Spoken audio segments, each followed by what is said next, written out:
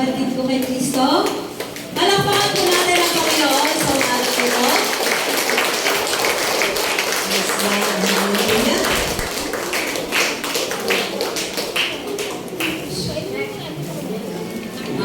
Tayo po ay nagkatipon sa lugar na ito upang muli ay ipagdaos po natin ang ika-20th anniversary ng pagkakatatag ng Lord of All Nation International Pasita. So ito po yung dahilan kung bakit ang bawat isa po sa atin ay nagkatipon sa lugar na ito. At ngayon po, nais ko pong ibahagi sa inyo ng bahagya ang pinagdaanan na po ng gawain ito bago po naabot ang ika-20 taong anibersaryo. Actually, tulad din po ng individual natin po na sa buhay natin, marami din po mga pagsubok ang pinagdaanan ng gawain ito. Bagamat pinatunayan ng Panginoon ang kanyang salita na kapag siya ang nagbukas, walang sino man ang pwedeng magsara. At kapag ang Panginoon din naman ang nagsara, walang sino man din po ang makapagbubukas. So ito po ay pinatunayan ng Panginoon. Sinubok din po ang gawain ito na ipasara ng kaaway. Pero tunay na pag ang salita ng Lord ang ipinamumuhay ng isang gawain, mananatili po nakatayo ang kanyang gawain. Na sinabi niya po yan sa Isaiah 22:22. Kaya naman po, salamat sa Panginoon sa pamamagitan po ng kanyang patuloy na presensyang ipinararanas po sa buhay ng bawat isa sa atin, na andito rin po tayo. Na 20 years din po, na nandito na rin po tayo, na naging matatag kasama ng Panginoon. Kaya sa umagang ito po, nawa po ay hindi po masayang ang pagtungo natin sa lugar na ito. Pumunta po tayo dito dahil nais natin may makuha sa Panginoon. Amen po ba? Amen. Hindi po tayo tumungo sa lugar na ito para lamang po sa lugar o sa tao na may nais tayong makita. Hindi po. Pumunta tayo sa lugar na ito dahil nais po natin na masumpungan ang presensya ng Panginoon. Ito po ang unang-una na ninanais ng bawat isa sa atin sa araw na ito. Kaya huwag po natin sayangin ang pagkakataon na nandito po tayo, na dinala po tayo ng Lord dito. Kasi alam natin na may ibibigay sa atin ng Panginoon. Na may mga pagpapalang espiritual na ipagkakaloob ang Panginoon. Ano po yun? Yung fresh manna from heaven. Diba? Ito po yung nais ng bawat espiritu natin sa umagang ito.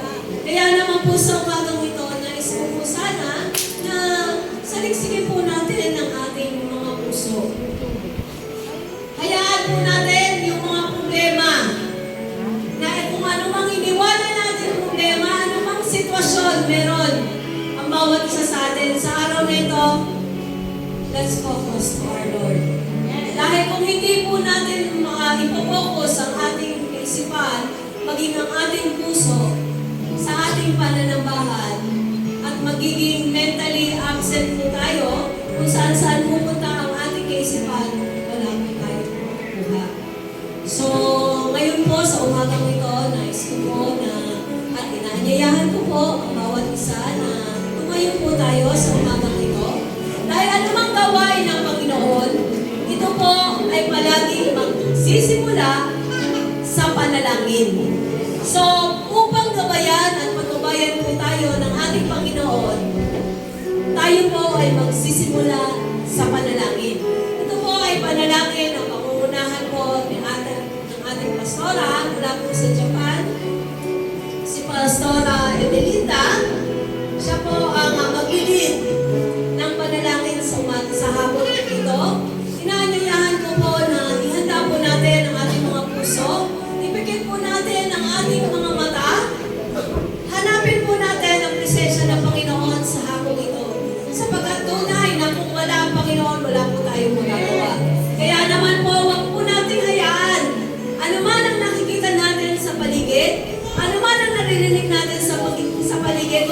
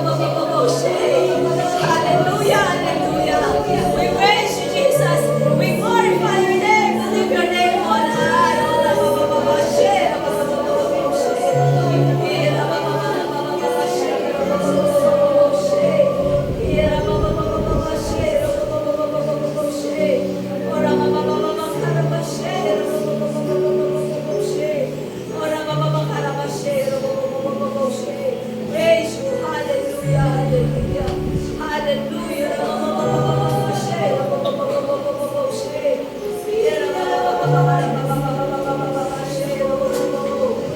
yes, Lord, hallelujah. Hindi po kami magsasawa na magpuri sa umagang ito, sa hapong ito, God. Oh,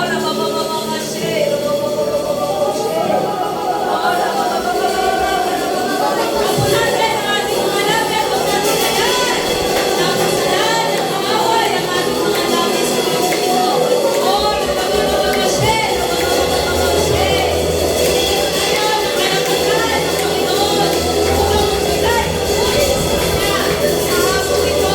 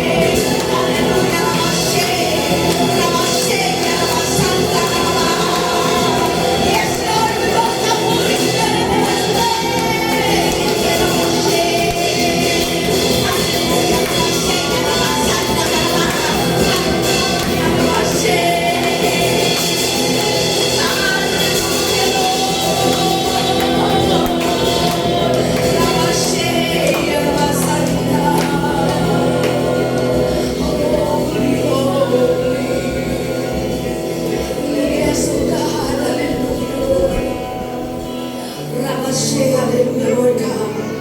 Sabi mo ang mga sabayan, Ulagan chapter 6 verse 8. Ama, ikaw ay banal. Banal, banal. Banal ang Diyos. Holy, holy. Holy is the Lord. Holy is the Lord Almighty. Ramamamosanda. At sinabi mo ni Lord sa Maya chapter 8:11, you are worthy to be praised and honor and majesty. Hallelujah. Ramashe, Ramasanda. Hallelujah.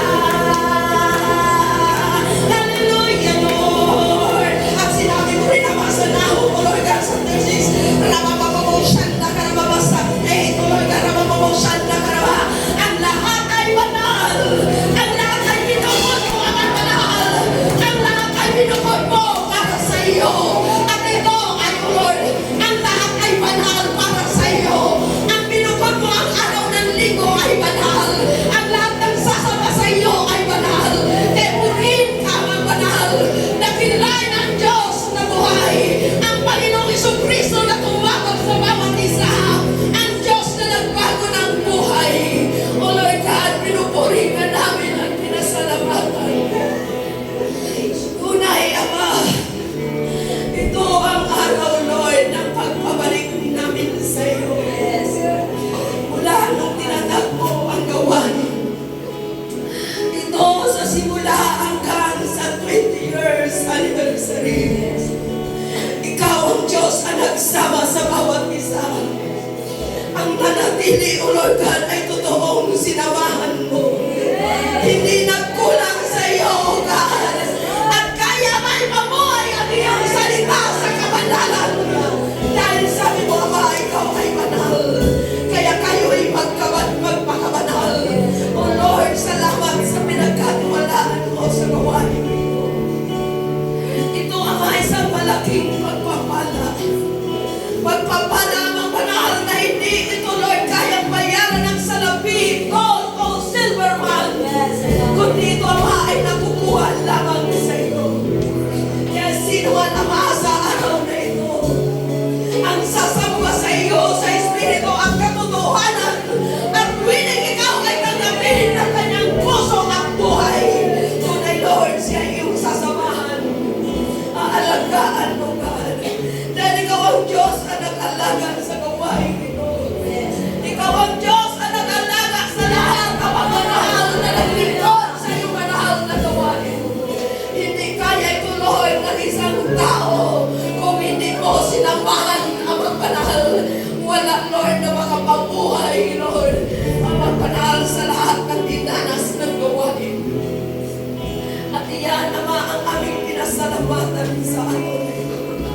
Isang malaking pagpapala. Pagpapala, Lord, na binukod mo ang bawat isa para sa iyo sa araw na ito. Salamat sa pagbago mo, Ama, sa buhay namin. Ito, Lord, ang kaligtasan na binigay mo. Hindi namin kaya, O Lord, galing magpalit sa anumang bagay. Ito, Lord, ang buhay na walang ibang nakapuno sa pagkin ng aming katawan at puso. Maliban kay Kristo lahat. Rabashay ka na mamamasanda. Dahil sabi mo, Lord, wala kang ibang pangalan na makapagligtas sa tao. Maliban sa pangalan ng Panginoong Kristo. Rabashay ka na masanda ka na. Ang wala kang ibang pangdaan ng kaligtasan. It is Jesus, the way, the honor God, the truth, and the life. No one comes to the Father except through me. Rabashay ka na masanda ka na. Kaya maraming salamat, Ama. I-bless mo, Lord, ang magmanahal ang maghabong ito. Ang buhay ng iyong pinagkatiwalaan sa gawain ito. Pagpalain mo, Lord, ang kanyang buhay. Na siya, Lord, ang unang naghirap. Para ang iyong banal na gawain ay nakatayo hanggang ngayon. At salamat, Ama, sa mga inilagay mo para makatubang. At ikaw ang pumili na maglilingkod sa iyo. Maglilingkod, Lord, ang banal sa kabanalan.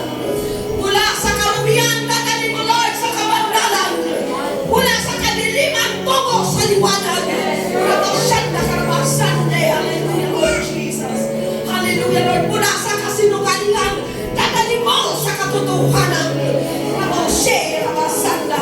Dahil ikaw ang Diyos ng katotohanan. Mula sa kalikuan, dadalhin mo, Lord, sa tuwid na pamumuhay. Rabasyan, hallelujah, Lord Jesus. Hallelujah. At iyan, Ama, ang aming natagpuan sa piling mo. Na sino man na napili sa iyo, O Lord God, ay tunay, Ama, dadalhin mo sa iyong presensya. Makakayanan, Ama, banal. Makakayanan sa tulong mo. At iyan, Lord, ang aming pinasalamatan sa araw na ito.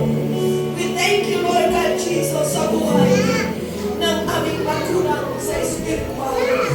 Salamat sa kanyang buhay, Lord, na siya ang unang naglibor. Kaya kami narito, O Lord, sa iyong banal na harapan.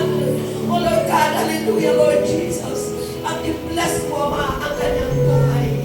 Ito, Lord, Ama, ang una, ang simula ng iyong pagpapahayag na nais mo, Lord, na mabuhay ng totoo sa kalinisan, kabanalan at katuwiran mo. Ang katuwiran mo, Lord, hindi kayang pasukan ng kasinungalingan na katuruan. Pagkos dadalhin mo, Lord, sa tunay na turo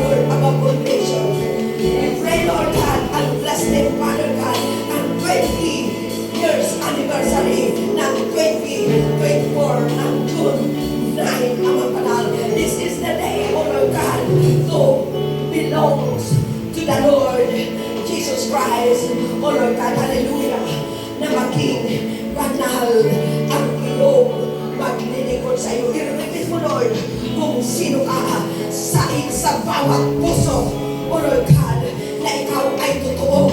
Hindi ito laro o maamang banal, dahil buhay ang itinayag mo sa gawain ito. Ang buhay ka ba ang pagkatubos mo sa amin? Buhay na ang ibinayan mo sa amin mula sa karumihan at sa kasalanan. Pinayumay ka sa cross para kami ay may lapit sa iyo. Ang iyang Lord ang pinangbayad mo sa amin. Hindi ito kaya ang banal. Kailanman ay maghiwalay ang mabinayaran mo. Kami ay patungo sa iyo. Lord, we pray and we declare na dinideklara talaga namin sa iyo. O Lord God, day by day, Lord, na kami ay sa iyo at ikaw ay sa amin pagpakailanman. I pray and I declare in the mighty name of the Lord Jesus Christ, lalakan sa katuwiran ang kamanalan ng gawain ito. Ramasheka, Ramasanda, at walang sino man na kaya magputol ng kamanalan sa gawain. Ang anumang espiritu, Ramasheka, Ramasanda, na ang dinig ngayon pa lang ay nanirenyok in the mighty name of the Lord Jesus Christ. Hindi siya pinagtulungan sa lugar na ito. Ramamamasheka, Ramamamashanda, Ramamasheka, Ramamashanda, hallelujah, Lord God Jesus, hallelujah. At rinirinis po namin ang banal, ang espiritu, Lord God, ang banal, na pagtanggap sa katotohanan. Ramamasheka, Ramamashanda, na mag-Lord, mag-Lord, O Lord God, sa revelation to revelation, ang gawain mo ang magbanal. Kaya salamat, Lord, sa lahat ng mga gagawa at sa lahat ng narito. At higit sa lahat, Lord, ang iyong word na i-release ng iyong lingkod. Hindi mo walang ito ng kabuluhan sa sino man makikinig. At mas may ikaw ay may pakinabang sa aming buhay. At magbabago ito ng aming buhay magpakailanman. Dadalhin mo kami, Ama, sa tunay na turo na kailanman ang bunga na mula sa mabuti na puno ay totoo, Lord, mamumunga yan ng mabuti. In the mighty name of Jesus. At puputulin mo, Lord, ang mga sanga na hindi mula sa iyo, na hindi makapamunga at hindi yan magdadala sa amin sa katuwiran at sa kabanalan. Kundi, Lord, ang iyong, O Lord God, Ama, hallelujah, mula sa iyo ang nais namin na matanggap sa araw na ito. At dalangin namin, O Lord, na iyong sakupin ang iyong kaluwalhatian ang lugar na ito. In the mighty name of the Lord Jesus Christ, we pray and we declare, O Lord God, Jesus Christ, na sa iyo ang papuri at ang upay, kaluwalhatian, kadakilaan at karangalan. Sa iyo na po namin ibinabalik, Ama, ang papuri at pasasalamat. In the mighty name of Jesus Christ, noon, ngayon at magpakailanman, ang Diyos na tumawag sa bawat isa at ang Diyos na nagbukod sa amin, O Lord God, para kami ay sa iyo at ikaw ay sa amin. We thank you, Father God, in the mighty name of the Lord Jesus. And the people say, Amen.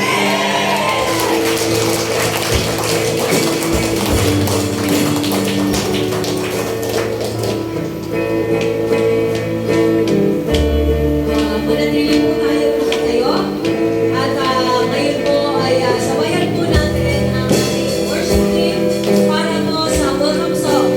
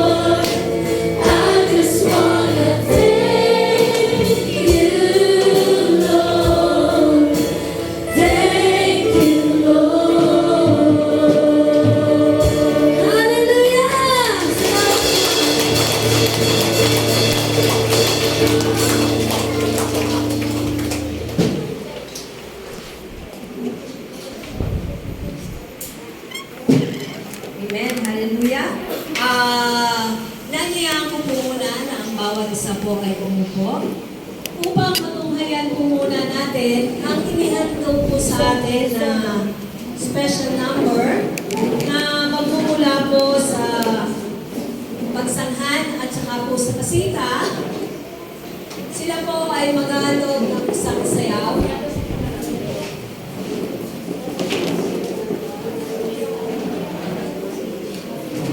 Ito po ay pagsanhan at saka kasita, youth and children ministry.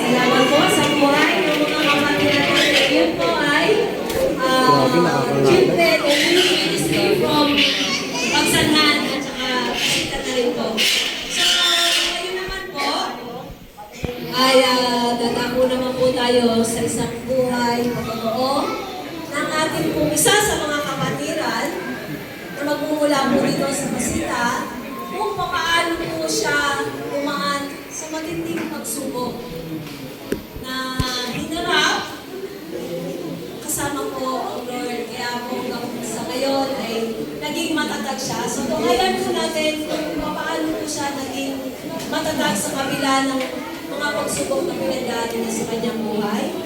Siya po ay si Sister RJ. I-enjoy Laos po para magbibigay po siya ng ano sa kapit na ito.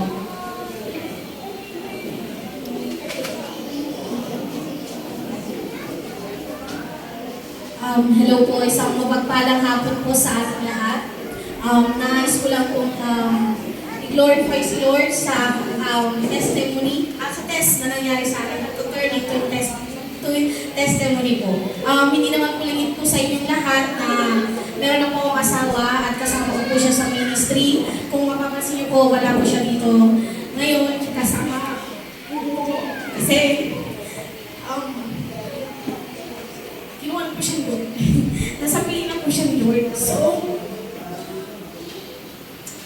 ang masasabi ko lang po, ang pinangahawakan ko po, kung kayo mga pinagdadaanan, katulad po yun, ay ang pinangahawakan ko pong word, galing kay Lord is sa Joshua 1:9, which is, sabi nga po niya, magpakatatag ka at magpakatapang, huwag kang matakot, o kaya'y panghinaan ng loob. Sige. Ako ang iyong Diyos, sasamahan kita sa kaman ko. Kahit nawala na po si Brother Mac, patuloy pa rin po akong magpapatuloy sa gawain ko. At magpapasalamat po ako sa embrace at pagmamahal ng lahat ng kapatiran na nakakaliwan ko hanggang ngayon. Salamat po, lalo na kay Lord. Dahil napakabuti po niya. Kaya kung meron man katulad kong kalagayan or kung meron man kayong pinagdadaanan sa oras na ito, mabuti ang Diyos. Siya ay banal. Tinawag niya tayo upang maging banal.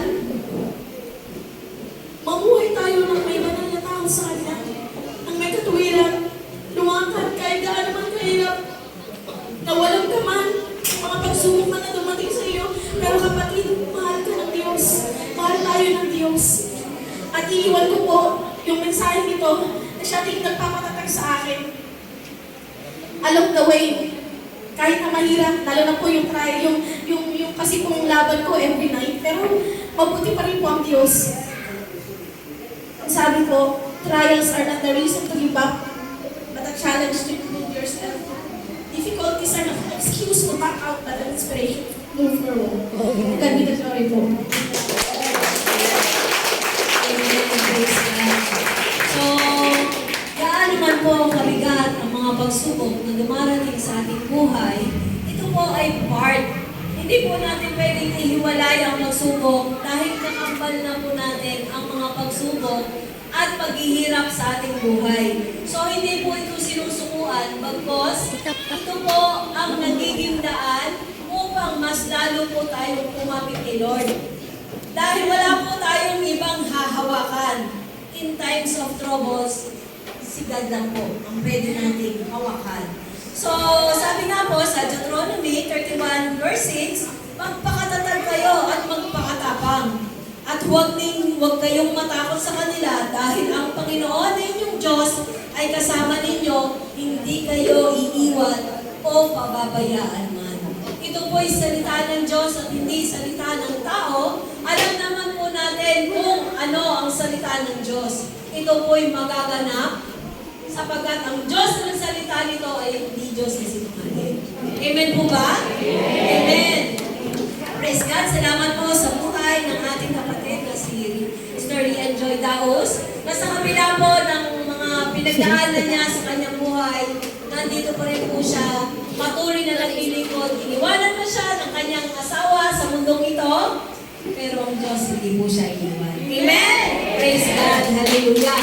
Ngayon naman po ay meron pa rin pong special number na inihanda pa rin po ang mula po sa Pagsanhan, Pasita, at sa Japan. Ayan. Si Sila po ay maghahatid po sa ating lahat ng isang interpretative dance. Tumayan po natin sila. Sa pangunguna po ni Sister Lai,